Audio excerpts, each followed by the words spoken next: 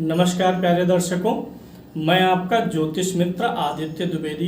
अगर आप अपनी कुंडली का परामर्श चाहते हैं, अपने प्रश्नों के उत्तर चाहते हैं, समस्याओं का समाधान चाहते हैं, खराब ग्रह दशाओं के उपाय जानना चाहते हैं, कुंडली मिलान करवाना चाहते हैं या किसी शुभ मुहूर्त के बारे में जानकारी लेना चाहते हैं, तो आप हमारे नंबर पर हमें कॉल कर सकते हैं या व्हाट्सएप मैसेज कर सकते हैं।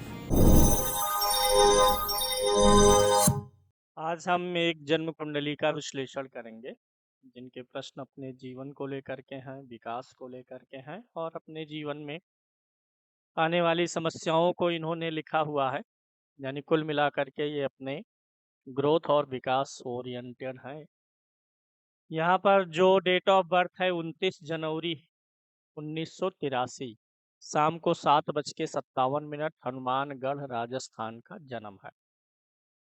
इस कुंडली का विश्लेषण करेंगे और इन्होंने प्रश्न पूछा है कि इन्होंने जीवन में कई प्रकार के काम किए, कई जगहों पर नौकरी की, स्कूल चलाते हैं लेकिन अपेक्षित सफलता नहीं है वहाँ पर भी।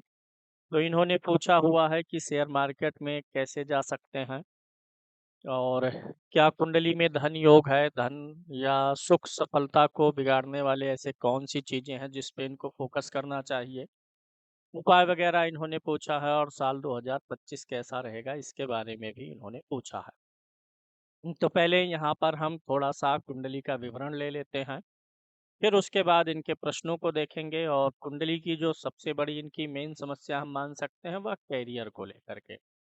मन माफिक कैरियर नहीं हो पाया है, कारण मैं बताऊंगा और आपको आश्चर्य होगा जान करके कि हम लोगों की समस्याओं को किस स्तर पर जा करके समझ सकते हैं, कहाँ पर लीकेज है, कहाँ पे हम उपाय करें, किस चीज़ को सही करें तो हमें बेहतर रिजल्ट प्राप्त हो सकते हैं। सिंह लगन की कुंडली है, लगन में 5 नंबर की गिनती लिखी है, लगन का स्वामी सूर्य होगा जो कि छठे भाव में बैठा हुआ है। सूर्य यहाँ पर 15 अंश का होकर के बैठा है, श्रवण नक्षत्र में है, चंद्रमा के नक्षत्र में है। अब सूर्य का कनेक्शन दो जगह से हो गया, एक तो लग्नेश है, बैठा खुद कहाँ है, छठे में। छठे में बैठा है और द्वादश भाव के स्वामी के नक्षत्र में है, यानी सूर्य के ऊपर छठे भाव और 12वें भाव दोनों का असर है। 12वें का असर कैसे है, क्योंकि सूर्य चंद्रमा के नक्षत्र में है और चंद्रमा 12वें भाव में भी है और 12वें भाव का स्वामी भी है। लग्नेश का छठे भाव में जाना जीवन को हमेशा अस्थिरता की तरफ ले जाता है। छठा भाव रोग, ऋण, शत्रु, जीवन में आने वाली बाधाओं, अस्थिरता आदि का ही होता है। तो लग्न मतलब कौन होता है? लग्न मतलब हम खुद होते हैं, हमारी पूरी बॉडी, हमारी मानसिकता, तन मन सब कुछ होता है। तो यहाँ का स्वामी सूर्य छठे में गया हुआ है तो लाइफ निर्बाध रूप से नहीं चलती है, बाधाओं से युक्त होकर के ही चलती है। तो यहाँ पर सूर्य का छठे में जाना एक कारण बनता है कि व्यक्ति बार बार अपने कैरियर में, अपने जीवन में अस्थिरता, असंतुष्टि और बार बार बदलाव को करने के बाद भी अपेक्षित उसे सफलता नहीं मिल पाती है। तो सूर्य यहाँ पर लगने से तो सूर्य इनका पहला कारक ग्रह भी हो जाएगा। अब इसी कुंडली में अगर हम द्वितीय भाव को देखें तो द्वितीय भाव का स्वामी बुध होगा और यही बुध लाभ भाव का भी स्वामी होगा। धन भाव और लाभ भाव दोनों भावों के स्वामी बुध महाराज हैं, पंचम भाव में बैठे हुए हैं। बुध की प्लेसमेंट अच्छी है, गुरु की राशि में भी है। गुरु की राशि में बुध का प्रभाव नकारात्मक नहीं होता है, बुध अच्छी जगह पर बैठे हुए हैं। अगर आप बुध का नक्षत्र देखेंगे तो शुक्र के नक्षत्र में बैठे हैं और वह शुक्र भी अच्छी जगह पर सप्तम भाव में, व्यापार के भाव में बैठे हुए हैं। बुध जो कि व्यापार का कारक भी होता है, अच्छी स्थिति में है और शुक्र जो कि सप्तम भाव में है, ठीक है, दशमेश भी है शुक्र यहाँ पर। तो बुध की प्लेसमेंट इस कुंडली में अच्छी है, व्यापार के लिए यह योग मदद करता है। बुद्धि विवेक भी अच्छा रखता है जातक का। केतु के साथ में बुध महाराज की युति यहाँ पर खराब नहीं कह सकते हैं, क्योंकि राहु केतु जिस ग्रह के साथ बैठते हैं उस ग्रह को बल देते हैं। उस ग्रह, अगर ग्रह अच्छा है तो अच्छा बल बढ़ जाएगा, खराब है तो खराब बल बढ़ जाएगा। तो धनेश और लाभेश के साथ केतु का होना, यहाँ पर हम आपको एक सलाह देंगे। क्योंकि धन और लाभ दोनों का स्वामी बुध है और केतु डिटैचमेंट है, तो धन के पीछे भागने से धन आपको नहीं मिलने वाला है। तो आप अपनी लाइफ में मूल मकसद काम को बनाइए, ना कि धन को। धन अपने आप आने लगेगा। पैसे का टारगेट कभी सेट नहीं करना है कि मुझे इतना लाभ बनाना है इस साल, मुझे इतना प्रॉफिट बनाना है। पैसे को लेकर के कोई भी टारगेट फिक्स ना करिएगा, नहीं तो केतु महाराज बुध के साथ है, मिलेगा नहीं। जब आप पैसे का टारगेट नहीं बनाएंगे तो आपको अच्छा पैसा अपने आप मिल जाएगा। टारगेट बना देंगे, केतु वहां पर काम नहीं करेगा, क्योंकि केतु अलगाव है, डिटैचमेंट है, मोक्ष का कारक ग्रह भी होता है। तो आपको पैसे से मोक्ष प्राप्त करना है, यानी मोक्ष क्या होता है? किसी भी चीज के प्रति आसक्ति को खत्म करना। केतु आसक्ति को खत्म करने का ग्रह है। ठीक है, काम का लक्ष्य बनाइए, प्लानिंग बनाइए, योजनाएं बनाइए, लेकिन पैसे का लक्ष्य नहीं बनाना है, नहीं तो बुध पूरा अच्छा फल नहीं दे पाएगा। बुध महाराज आपकी कुंडली में अच्छे हैं। अब यहीं पर जो आपका सवाल है शेयर मार्केट वाला, उसका भी जजमेंट कर लेते हैं। पंचम भाव से हम शेयर मार्केट को देखते हैं। पंचम भाव का स्वामी गुरु है, जो कि आपके लगन का भी मित्र है, और आपके राशि, आपकी कर्क राशि है, चंद्रमा कर्क राशि में है, तो आपके लग्न और राशि दोनों का मित्र है। गुरु बहुत अच्छी जगह पर बैठा हुआ है, केंद्र में बैठा हुआ है। यहाँ से ये अष्टम दृष्टि, अष्टम भाव पर दृष्टि डालेगा, आयु स्वास्थ्य बढ़ाएगा। दसम भाव पर इसकी दृष्टि है, इसलिए आप कुछ भी काम करेंगे तो उसमें काउंसलिंग, गाइडेंस का काम रहेगा, इसीलिए आपका स्कूल भी चल रहा है। और गुरु की द्वादश भाव पर भी दृष्टि जाएगी चंद्रमा के ऊपर, जो कि अच्छी है। चंद्रमा को मैनेज करेंगे, शुभ कार्यों में पैसा भी व्यय होता है। तो कुछ कहीं ना कहीं पढ़ाना लिखाना, लोगों को ज्ञान विज्ञान देना, ट्रेनिंग देना, ये काम तो आपके जीवन में हमेशा जुड़ा रहेगा, क्योंकि गुरु चतुर्थ से दसम भाव को देख रहा है। तो ये चीजें, लोगों को ज्ञान देना, शिक्षित करना, ये सारे काम आपके लिए, काउंसलिंग करना, ये सारे काम जुड़े रहेंगे जीवन भर। गुरु पंचम भाव का स्वामी होके चौथे में अच्छी जगह पर बैठा हुआ, और बुध शेयर मार्केट का जो कारक ग्रह है वह भी यहाँ पर बैठा हुआ है। केतु भी बैठे पंचम भाव में तो अच्छा माना जाता है। गुरु की राशि में केतु अच्छा फल देता है, तो शेयर मार्केट के लिए योग इस कुंडली में बन गए हैं, अच्छे बन गए हैं। शेयर मार्केट से आप पैसा निकाल सकते हैं। अब दिक्कत कहाँ कहाँ है कि शेयर मार्केट के लिए हमें चंद्रमा को भी देखना होता है, क्योंकि शेयर मार्केट में इमोशन बड़ी तेजी से चेंज होते हैं। कहते हैं ना, सेंटीमेंट चलता है। सेंटीमेंट से एक तो होता है शेयर मार्केट में फंडामेंटल, एक होता है सेंटीमेंटल। तो सेंटीमेंट से भी मार्केट ड्रिवन होता है। और आपका चंद्रमा 12वें भाव में है, अकेला है, साथ में कोई नहीं है, आगे पीछे कोई ग्रह नहीं है। पीछे है तो राहु है, जो कि चंद्रमा के लिए अच्छा नहीं माना जाता है। चंद्रमा के आगे पीछे अगर सूर्य हो, राहु हो, केतु हो, तो भी विचारों में अस्थिरता उत्पन्न हो जाती है। तो चूंकि चंद्रमा की दशा चल रही है करंटली आपकी, और चंद्रमा 12वें में है, अच्छी बात यह है कि सूर्य के सम्मुख है, बली है, इसलिए आप शॉर्ट टर्म में नहीं जाएंगे। फ्यूचर एंड ऑप्शन, चंद्रमा कहाँ का स्वामी है? व्यय भाव का स्वामी है। 12वां भाव इन्वेस्टमेंट का होता है। 12वां भाव इन्वेस्टमेंट का होता है, और इन्वेस्टमेंट का कारक चंद्रमा इन्वेस्टमेंट के भाव में बैठा है। गुरु की दृष्टि है, उच्च राशि को गुरु अपने देख रहा है, तो इन्वेस्टमेंट से आपको लाभ है। फ्यूचर ऑप्शन और इंट्राडे से दूरी रखना है, कोई कितना भी समझाएगा, नहीं जाना है, बिल्कुल नहीं जाना है। लॉस खा जाएंगे आप, सेंटीमेंट, मार्केट का सेंटीमेंट आप नहीं पहचान पाएंगे। तो इसलिए आपको डिलीवरी उठानी है, स्विंग ट्रेडिंग आप कर सकते हैं।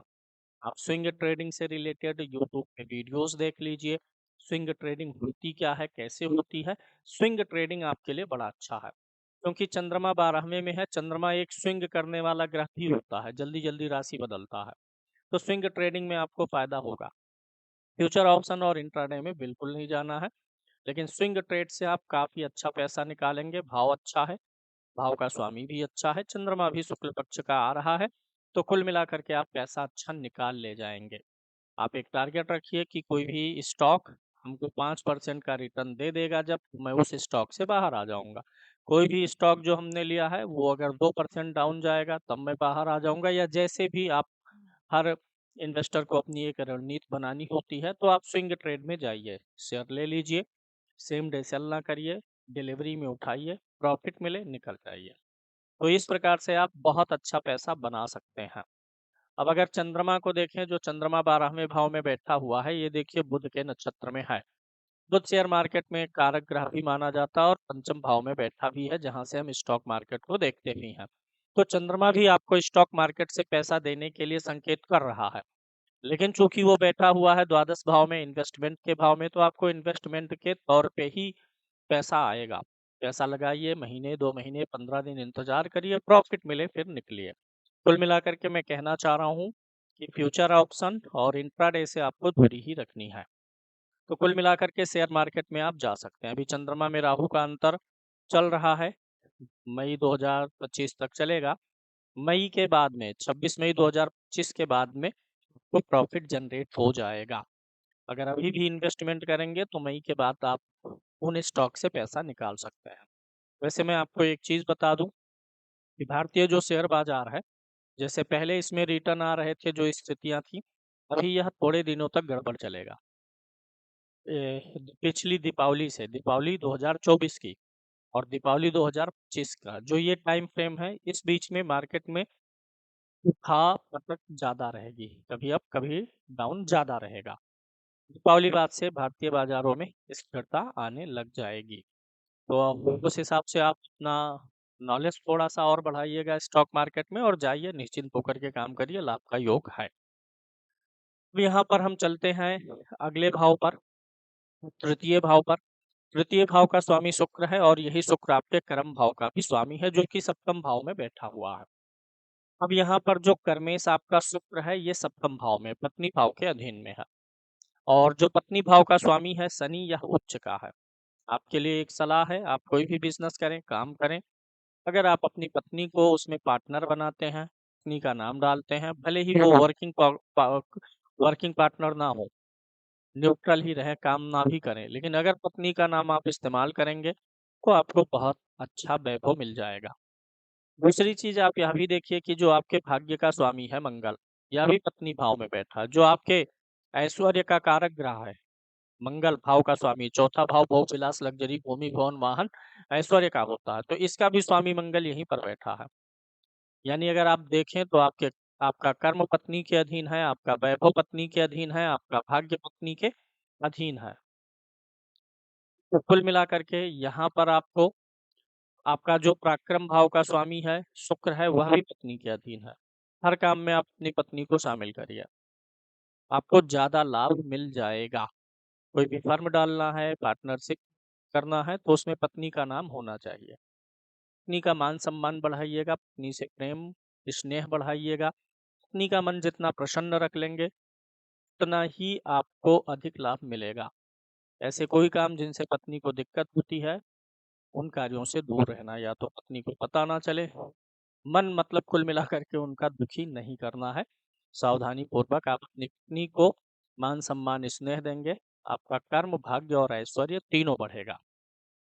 तृतीय भाव का स्वामी अच्छा है, तृतीय भाव में शनि उच्च का होकर के बैठा हुआ है। अगर तृतीय भाव में उच्च का ग्रह होता है तो यह व्यक्ति को मेहनत करने की, संघर्ष से जूझने की क्षमता प्रदान करता है। तो यहाँ पर शनि अच्छे हैं, मेहनत आपके जीवन में रहा है, आप जल्दी गिव अप नहीं करेंगे, संघर्षों से लड़ेंगे, और कभी भी मतलब एक भावनात्मक स्तर पे डाउन नहीं जाने देगा। पराजय हार के बाद भी आप दोबारा प्रयास करने में सक्षम रहेंगे, शनि महाराज ऐसी स्थिति में बैठे हुए हैं। चतुर्थ भाव का स्वामी मंगल है, जो कि सप्तम में गया हुआ है। पत्नी के नाम से भूमि या भवन आदि के भी होने का योग दिखाई देता है इस कुंडली में, क्योंकि चतुर्थ भाव भूमि भवन का है और पत्नी भाव में गया हुआ है। लग्जरी का कारक शुक्र भी यहाँ पर है, तो पत्नी के नाम से भी घर हो सकता है, जमीन हो सकती है, गाड़ी वगैरह हो सकती है।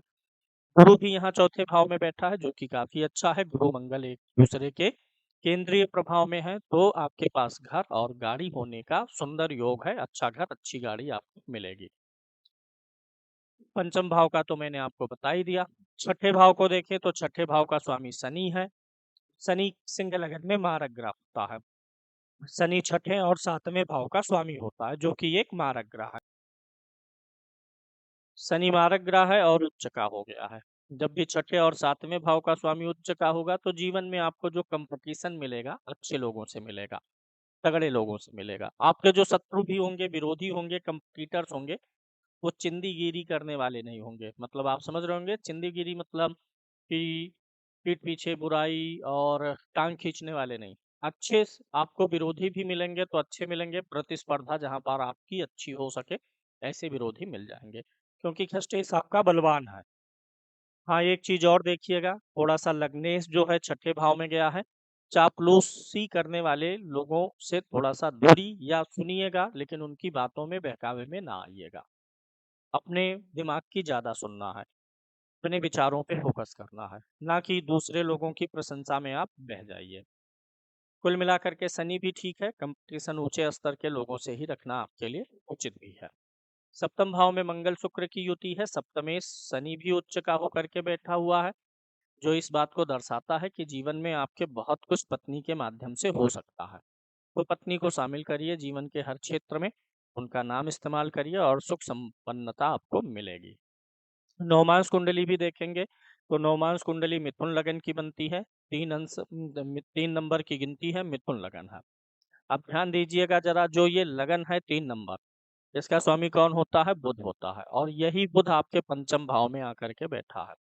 तो आप जो डीमेट अकाउंट खोलिए शेयर ट्रेडिंग के लिए, पत्नी के नाम से भी खोलिए, कुछ अपने नाम से करिए, कुछ पत्नी के नाम से, दोनों लोगों का मिला के करेंगे तो ज्यादा अच्छा रहेगा।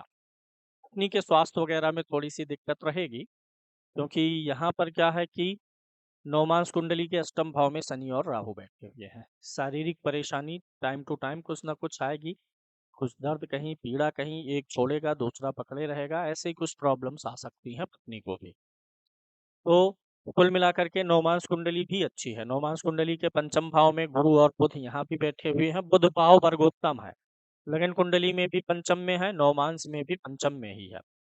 यहाँ से भी संकेत मिलता है कि बुध ग्रह से जुड़े हुए कार्यों में आपका दिमाग ज्यादा काम करेगा। बुध ग्रह से जुड़े हुए काम स्कूल, कोचिंग, कॉलेज, कमीशन, बीमा, शेयर मार्केट, किराए से जुड़ी हुई चीजें, इन सारी चीजों से लाभ आपको मिलने का योग बनता है। कोई चीज अगर आप किराए पर चढ़ाएंगे तो वहां से भी आपको लाभ मिलेगा।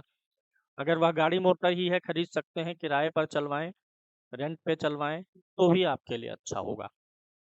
कुल मिलाकर के सप्तम भाव भी ठीक है। अष्टम भाव का स्वामी गुरु है, चतुर्थ में बैठा हुआ है, आयु और स्वास्थ्य की वृद्धि करेगा। भाग्य का तो मैंने बता ही दिया, मंगल है यहाँ पर गया हुआ है। अब यहाँ पर अगर हम जस करें मंगल का, तो मंगल राहु के नक्षत्र में बैठा है, और राहु एकादश भाव में है, मंगल का भी नक्षत्र चलिए ठीक है। बुध को देखें तो बुध शुक्र के नक्षत्र में है, शुक्र सप्तम में बैठा हुआ है, ठीक है। गुरु शनि के नक्षत्र में बैठा हुआ है, और शनि उच्च का होकर के बैठा हुआ है, तो गुरु भी ठीक है। गुरु में थोड़ा बहुत मुझे दिखता है कि आपको कुछ किसी से पैसा वैसा लेना पड़े, कुछ थोड़ा कर्ज वगैरह की भी स्थिति आए, उधार वगैरह लेना देना चलता रहे। शुक्र मंगल के नक्षत्र में बैठा है, और मंगल भी केंद्र में, ये भी ठीक है। शनि महाराज राहु के नक्षत्र में है, ये भी ठीक है। राहु बुध के नक्षत्र में है, केतु बुध के नक्षत्र में। सिर्फ एक जगह पर गड़बड़ी है, सूर्य के नक्षत्र में। सूर्य लग्नेश होकर के छठे में है, और द्वादश भाव के स्वामी के नक्षत्र में बैठा हुआ है, चंद्रमा के नक्षत्र में, जो खुद द्वादश भाव में बैठा हुआ है। चंद्रमा से विपरीत राजयोग नहीं बनेगा, क्योंकि अगर 6 8 12 का स्वामी 6 8 12 में हो, ये पहली शर्त है, तो चंद्रमा 12 का स्वामी होकर के 12 में तो है, लेकिन लग्नेश से दृष्ट है। 6 8 12 का स्वामी 6 8 12 में हो, लेकिन उसको 6 8 12 के अलावा और कोई ग्रह ना देखे। गुरु देख रहा था तो चलिए अच्छा है, द्वादशेश भी है। शनि देख रहा है दशम दृष्टि से, खष्टेश है। लेकिन सूर्य भी लग्नेश होकर के देख दिया तो विपरीत राजयोग भंग हो गया है। कुंडली की एक थोड़ी सी समस्या है, किसी भी काम पे फोकस आपको अधिक करना होगा। शुरुआत जोश से करिए, फिर ठंडे हो जाने की जरूरत नहीं है। हमेशा आपको अपने विचारों में उमंगता, और जो भी विचार पकड़िए उस पर टिकिए। विचारों में थोड़ा सा आपके टिकाऊपन नहीं है, इस पे थोड़ा सा ध्यान देना है। इससे आपको अच्छी सफलताएं मिलने के संकेत मिलेंगे। दसम भाव भी ठीक है, सप्तम में है, एकादश भी, मतलब लगन कुंडली आपकी कुल मिलाकर के अच्छी है, प्रॉमिसिंग है।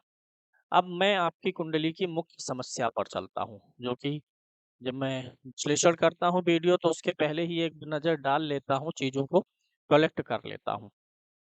दिक्कत कहाँ है? देखिए, हर कुंडली के लिए एक वर्ग कुंडली होती है। कैरियर का आपका मुख्य फोकस है, लगन कुंडली से कैरियर आपका एकदम से अच्छा है, वाह बढ़िया है। लेकिन बाहर से तो सुंदर डेंट पेंट है, भीतर चलिए तो कैरियर के लिए क्या देखते हैं? D10 दशमांश। दसवांश कुंडली के लगन में नीच का ग्रह है चंद्रमा, और लग्नेश भी नीच का है। अगर मटेरियल खराब है और जो मिस्त्री बना रहा है वह मिस्त्री भी खराब है, तब चीज का आउटपुट बढ़िया नहीं आएगा। भाव में भी नीच का ग्रह, भावेश भी नीच का, वही समझ लीजिए। हालांकि दोनों का राशि एक्सचेंज है, इसलिए आपने जीवन में काफी रिस्क लिया है और कई बड़े बड़े कार्यों को करने का प्रयास किया है, लेकिन फुल आपको सपोर्ट नहीं मिल पाया है। रीजन इसके पीछे क्या है कि दसमांश कुंडली वीक हुई है, दसमांश कुंडली नहीं सपोर्ट कर रही है।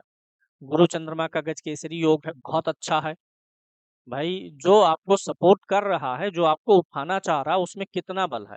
मैं आपको उठाना चाह रहा हूँ, आप कहीं चल चल रहे हैं, सीढ़ी पे चढ़ रहे हैं, पेड़ पे चढ़ रहे हैं, नीचे से मैं आपको धक्का दे रहा हूँ कि आप चढ़ जाएं, मंजिल तक पहुंच जाए, लेकिन मेरे अंदर जितना बल होगा मैं उतना ही तो आपको पुश कर पाऊंगा। तो यहाँ पे लगन में नीच का ग्रह है, लगने से नीच का है। इसका उपाय क्या है? बल देना पड़ेगा इन दोनों ग्रहों को, क्योंकि दोनों ग्रह अच्छे हैं, लगन के भी मित्र हैं दोनों, और यहाँ भी मित्र हैं नवमांश कुंडली में भी। और मंगल आपके यहाँ पर बैठा हुआ है, और सिंह लगन के लिए भाग्येश होता है। करना क्या है, एक सफेद मूगा पहनना है। लाल मूगा पहनेंगे तो थोड़ा सा मंगल गर्म ग्रह है, सप्तम में है, पत्नी के साथ विवाद वगैरह ना बढ़ाए, तो इसलिए 7 कैरेट का, 6 से 7 कैरेट का एक सफेद मूगा पहनिए अनामिका उंगली में। इससे इस दसमांश में नीच के मंगल को भी बल मिल जाएगा। दूसरी चीज, चंद्रमा भी नीच का है यहाँ पर। अब लगन कुंडली स्टोन हम डिसाइड करेंगे लगन के अनुसार ही। लगन कुंडली में वह ग्रह लगन का मित्र है नहीं है, किस भाव का स्वामी है। यहाँ पर तो चंद्रमा भाग्य का स्वामी है, लगन में बैठा, ठीक है, लेकिन लगन कुंडली में लगन को सपोर्ट कर रहा है कि नहीं, ये देखना जरूरी है। तो चंद्रमा यहाँ पर आपका नीच राशि में है, और लगन कुंडली से 12वें का स्वामी है, 12वें भाव का स्वामी होके 12वें में स्टोन पहनना दिक्कत करेगा, खर्चे बढ़ा देगा और विचारों को भी खूब बढ़ा देगा। तो हम चंद्रमा के लिए स्टोन नहीं पहन सकते हैं। दो उपाय चंद्रमा के लिए करना है। चंद्रमा के लिए दो मुखी रुद्राक्ष होता है, तो एक तो दो मुखी रुद्राक्ष पहनेंगे, और इस दो मुखी रुद्राक्ष के साथ में सूर्य का एक मुखी भी पहनना है, क्योंकि लग्नेश होकर के छठे में है, शुरू में ही मैंने आपको बताया इसमें कुछ गड़बड़ियां हैं। तो दो मुखी और एक मुखी रुद्राक्ष का एक कॉम्बिनेशन बना के आपको पहनना है। इससे जो सूर्य छठे में है, जीवन में एक लक्ष्य केंद्रित नहीं होने देता है, ये कमी खत्म हो जाएगी। और चंद्रमा के लिए दो मुखी रुद्राक्ष। इसके साथ साथ साल भर में एक बार आपको चंद्रमा के लिए मंत्र जाप करवा लेना चाहिए, और अपने वजन के बराबर चावल का दान कर देना चाहिए। सोमवार के दिन वो अपने वजन के बराबर संकल्प वगैरह लेकर के चावल का दान करिए, और संकल्प में बोलिएगा, हाथ में जल और अक्षत लेकर के, किसी भी सोमवार को कर सकते हैं, अब शुक्ल पक्ष में ही कर लीजिएगा। और कोई जरूरी नहीं वजन के बराबर एक बार में करें। अगर आपका वजन 66 kg है तो 6-6 किलो करके 11 सोमवार में भी कर सकते हैं। ऐसे 11 सोमवार में डिवाइड कर लीजिएगा अपने वेट को। देखिए, डोनेशन हमेशा काम करता है। 3-4 उपाय हैं जो शास्त्रीय उपाय हैं। किसी ग्रह का जप करना, हवन करना। जप से पता है सबको, किसी एक चीज को बार बार रिपीट करने से वाइब्रेशंस उत्पन्न होती हैं, और सारी एनर्जी इसी वायुमंडल में है, तो हमें मिल जाती है उस ग्रह की एनर्जी। दूसरा होता है दान। दान करने से क्या होगा, आप दान करेंगे, हर पदार्थ में सभी ग्रहों के तत्व हैं। जैसे चावल है तो सभी ग्रह का तत्व है, लेकिन चंद्रमा का तत्व उसमें ज्यादा है। दान करेंगे, कोई खाएगा, उसको पिएगा, किसी को लाभ मिलेगा, किसी की आत्मा तृप्त होगी, तो वहां से आपके चंद्रमा को बल मिल जाएगा। आप किसी को भी संतुष्ट करेंगे तो उसके अंदर से आपके लिए पॉजिटिव वाइब्रेशंस निकलती हैं, जिसका लाभ मिलता है। तो दान करने से। तीसरा क्या होता है, स्टोन पहनना। स्टोन से बल बढ़ता है ग्रह का। कुछ भी आप अपने शरीर पे धारण करिए, लीजिए, तो उससे बल बढ़ेगा। आप खाना खाते हैं, मिठाई खाते हैं, चाय पीते हैं, तो इन सबसे क्या होता है, शरीर की एनर्जी बढ़ती है। तो वैसे स्टोन जब हम धारण करते हैं तो एनर्जी बढ़ाता है, लेकिन एनर्जी उसी चीज की बढ़ाई जाएगी जो हमें नुकसान ना करे। चंद्रमा 12वें भाव का स्वामी होकर 12वें में, तो एनर्जी हम बढ़ा नहीं सकते, क्योंकि इसके पास ऑलरेडी एनर्जी निगेटिव वाली ज्यादा है। तो चंद्रमा के लिए दान करना है, चावल का दान करना। जब दान करेंगे तो संकल्प में बोलेंगे, हाथ में जल अक्षत लेकर के, मैं फिर अपना नाम। क्योंकि जब भी आप कोई चिट्ठी लिखते हैं तो एड्रेस डालना जरूरी है। तो ऐसे जब आप कोई दान करेंगे तो संकल्प इसलिए जरूरी है क्योंकि आपको ये देखिए सारी चीजें संसार में कैसे घटित होती हैं, हमारी इच्छा शक्ति से, हमारे फोकस से। हम जब फोकस करके कोई काम करते हैं कि हाँ ये चीज इसलिए, तो हमें बेहतर रिजल्ट मिलता है। तो चावल का दान बस ऐसे नहीं करना, फोकस बना करके, इच्छा शक्ति व्यक्त करके कि मैं इसीलिए ये कर रहा हूँ। तो हाथ में जल अक्षत लेकर के बोलेंगे मैं, फिर अपना नाम मैं फला, अपनी लगन कुंडली के 12वें भाव में और दशमांश कुंडली के लगन में नीच राशि में स्थित चंद्रमा ग्रह के अशुभ प्रभाव की शांति के लिए चावल का दान कर रहा हूँ। वो चावल आप जमीन पे छिड़क देंगे, जो हाथ में जल अक्षत रहेगा चावल पे छिड़क करके दोनों हाथ से छू देंगे, चावल को किसी को दे देना है। चंद्रमा में ममतत्व तो ज्यादा होता है, इसलिए अगर वह पदार्थ आप किसी स्त्री को दे तो ज्यादा अच्छा है। कुछ लोग पूछते हैं कि शुक्र कैसे स्त्री कारक ग्रह है, क्योंकि शुक्र तो राक्षसों के दैत्यों के गुरु है, यानी मेल है। देखिए जब आप पढ़ते रहे होंगे, स्कूलिंग में रहे होंगे, तो 11th-12th में आपको बताया गया होगा जेंडर के लिए कि जेंडर कैसे डिसाइड होता है। ऐसी चीजें जो ममता, करुणा, सॉफ्टनेस को प्रकट करती हैं वो कौन से जेंडर में आती हैं? फेमिनिन जेंडर में। जो क्रूरता, उग्रता, वीरता को व्यक्त करती हैं वो आते हैं मैस्कुलिन जेंडर में। तो चंद्रमा और शुक्र नैसर्गिक रूप से एक कोमल ग्रह है, ये ज्यादा तकलीफ नहीं देने चाहते। प्रेम, शुक्र प्रेम का कारक है और चंद्रमा करुणा का। तो जो चीज प्रेम और करुणा का कारक है वो क्या हो जाएगा? फीमेल जेंडर में आएगा। जैसे जेठ महीने की तपती दोपहरी है वो मेल जेंडर है, सूर्य मेल जेंडर है क्योंकि वो तपिश देता है, चंद्रमा शीतलता प्रदान करता है, इसलिए फीमेल जेंडर है। युद्ध, युद्ध कौन सा जेंडर होगा? पुरुष, क्योंकि ये लड़ाई झगड़ा देता। और शांति कौन सा जेंडर होगा? क्योंकि शांति में एक सहजता है, स्थिरता है, मन में शांति आएगी, मन शांति जो है विवादों को खत्म करेगी। तो ये फेमिनिन जेंडर है। इसी प्रकार से शुक्र और चंद्रमा फेमिनिन जेंडर में आ जाते हैं। तो यहाँ पे आपको मैंने बता दिया दान चंद्रमा के लिए करना है, जब हवन भी कराना है। आपके करियर में सारी स्थिरता आएगी चंद्रमा और मंगल पर फोकस करने से। मंगल के लिए सफेद मूंगा मैंने आपको बता दिया, पहन लेना है आपको, और अनामिका उंगली में पहनना है। चंद्रमा के लिए जपदान, जब ये दोनों कॉम्बिनेशन में आप चंद्रमा और मंगल का उपाय करेंगे तभी काम करेगा, क्योंकि दोनों का राशि परिवर्तन भी है ना। तो एक दूसरे से ये कनेक्टेड है, एक का उपाय करेंगे दूसरे का नहीं करेंगे तो काम नहीं बनेगा। कैरियर में स्थिरता आ जाएगी बढ़िया से। स्कूलिंग वाला काम आप जारी रखिएगा और शेयर मार्केट को आप अपना जो है साथ में लेकर के चलिए, इन्वेस्टमेंट लॉन्ग टर्म में करिएगा।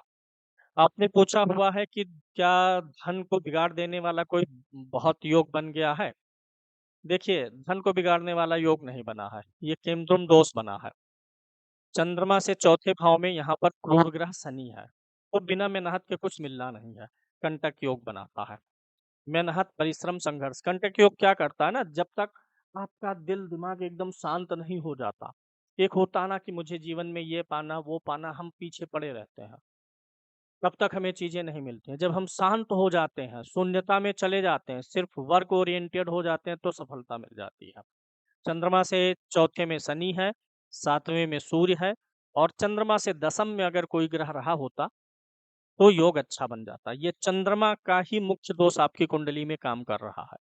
एक तो चंद्रमा अकेला है, आगे पीछे कोई नहीं, राहु केतु और सूर्य को लेते नहीं है, तो ये केमद्रुम दोष बना रहा है। भंग हुआ है क्योंकि चंद्रमा से चौथे में केंद्र में शनि है, लेकिन शनि है, शनि क्रूर ग्रह है, चंद्रमा मन है और शनि वैराग्य है, दुख है। अगर कोई शुभ ग्रह रहा होता तो बहुत बढ़िया से भंग होता। और ये शनि वापस चंद्रमा को देख भी तो रहा है, तो ज्यादातर जो समस्याएं हैं वो आपके डिसीजन के कारण से है, विचारों में अस्थिरता के कारण से है, उसे स्थिर करने की जरूरत है। अब यहाँ पर एक चीज और दिखाई देती है, शनि चंद्रमा को देख रहा है, शनि मारक ग्रह भी है। तो इसके लिए क्या उपाय करें कि मन प्रसन्न रहे, उमंग से, उत्साह से भरा रहे? तो जो रुद्राक्ष आपको बताया गया है, सूर्य के लिए एक मुखी, चंद्रमा के लिए दो मुखी, उसी प्रकार से शनि के लिए 7 मुखी रुद्राक्ष भी शामिल कर लीजिएगा, आपका काम बन जाएगा। इसके बाद धन योग आपकी कुंडली में लागू हो जाएंगे। देखिए धन आएगा कहाँ से? काम से ही आएगा, वर्क से ही आएगा। काम को हम सुधार लेंगे, काम की कमियां दूर कर लेंगे तो धन अपने आप आ जाएगा, जो कि मैंने आपको क्लू बता दिया है सबसे बड़ा। आपने दरिद्रता का पूछा है, ऐसा कुछ है नहीं। चंद्रमा 12वें में है और दशा चल रही है, दूर स्थानों की यात्राएं भी ये करवाएगा। 2025 मेरे लिए कैसा रहेगा आपने ये पूछा है। मई के बाद आपका समय अच्छा आएगा। मई तक बहुत ठीक नहीं है। चंद्रमा में राहु है, चंद्रमा से राहु 12वें में है। चंद्रमा राहु मित्र भी नहीं है, राहु आपके लगन का भी मित्र नहीं है। चंद्रमा में गुरु में अच्छा आएगा, क्योंकि दोनों एक दूसरे से नवम पंचम में है। गुरु से चंद्रमा नवम में, यानी त्रिकोणीय संबंध इसको बोलते हैं। गुरु भी लगन का मित्र है, चंद्रमा भी लगन का मित्र है, तो अच्छा समय आपका मई से शुरू हो जाएगा। और चाहे तो अभी से इन्वेस्टमेंट करें या मई के आसपास से शुरू करेंगे तो आपके लिए बेहतर रहेगा। यानी मई तक 2025 थोड़ा गड़बड़ है, मई के बाद चीजें अच्छी हैं। फिर इधर चंद्रमा में शनि, अगर ये आप चंद्रमा और मंगल का उपाय करते रहेंगे तो आगे दशाएं काफी अच्छी चलेंगी। मंगल की दशा आपके लिए काफी ठीक जाएगी, क्योंकि मंगल जो है कारक ग्रह है, भाग्येश है, राहु के नक्षत्र में है, राहु लाभ भाव में है, तो मंगल की दशा से ज्यादा बेहतरी मुझे नजर आ रही है। चंद्रमा की दशा में उपाय करते रहेंगे तो भी काफी बेहतर चलता रहेगा। अब मैं आपके सर्वाष्टक वर्ग की कुंडली पे चलूंगा। सर्वाष्टक वर्ग की कुंडली से आपके धन वाले प्रश्न का मैं जवाब दूंगा। देखिए, लगन में 34 पॉइंट है, काफी मजबूत है आपका मनोभाव, आत्मबल काफी अच्छा है। धन भाव में 21 पॉइंट है, व्यय में कितने हैं? 22। धन भाव के पॉइंट व्यय से अधिक होने चाहिए, जो कि है। लाभ भाव के पॉइंट्स व्यय से अधिक होने चाहिए, जो कि है। इसलिए दरिद्रता का योग है, ये आपको निकाल देना है। दरिद्रता का योग नहीं है, कुछ कमियां हैं इसी। देखिए, चंद्रमा कुंडली में कहाँ है? 12वें भाव में। 12वें भाव में पॉइंट भी कम है, यानी चंद्रमा आपके लिए अच्छा नहीं कर पा रहा है। वो तो शुक्ल पक्ष का ना होता तो इतना तनाव, डिप्रेशन और चिंता देता, क्योंकि शनि की भी दृष्टि थी चंद्रमा पे। तो चंद्रमा के उपाय से आपको काफी अच्छा लाभ मिलने वाला है। एक तो चंद्रमा मंगल का उपाय जो मैंने बताया, और एक चीज का ख्याल रखना है, ज्यादातर चीजों में आपको अपनी पत्नी को शामिल करना है। पत्नी के नाम से भी डीमेट अकाउंट बनाइएगा, उससे भी ट्रेडिंग करिएगा, अपने भी अकाउंट से करिएगा, दोनों से करिएगा। और दूसरा, थोड़ा सा जो प्रशंसा करते हो सामने, ऐसे लोगों से दूर रहना है। मंत्र जाप आपका कौन सा रहेगा? चंद्रमा का। चंद्रमा का 1.25 लाख जब साल भर में एक बार करा लीजिए, हवन करा लीजिए। एक बार साल भर में वजन के बराबर दान कर दीजिए। चंद्रमा का रुद्राक्ष पहनना है। अब अगर सिंह लगन की कुंडली है तो भगवान शिव और देवी पार्वती, यानी शिव शक्ति की सामूहिक उपासना आप करिए। उमा महेश्वराभ्याम नमः, इस मंत्र का जाप करिए। उमा और महेश, इन दोनों के संयुक्त नाम का मंत्र जाप करेंगे, भक्ति भाव करेंगे, जीवन में हर तरफ से आप सुरक्षित रहेंगे। कुंडली में आपके काल सर्प दोष नहीं है, क्योंकि राहु और केतु के दोनों तरफ ग्रह बैठे हुए हैं। सूर्य और चंद्रमा राहु केतु से मुक्त हैं, इसलिए ग्रहण दोष भी नहीं बन रहा है।